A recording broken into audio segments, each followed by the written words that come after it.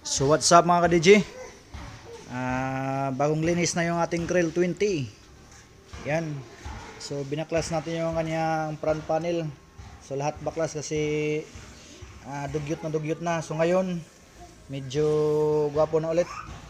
Binaklas natin yung fan at yung kanyang input buffer, transformer at yung mga filter capacitor para sa supply. Ito. Yan. Input buffer at yung ating board. So bagong ligo yung ating mga board.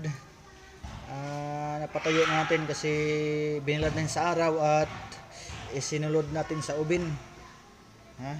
Pinasok sa ubin. So ito yung ating front panel. Yan. So gwapo na ulit.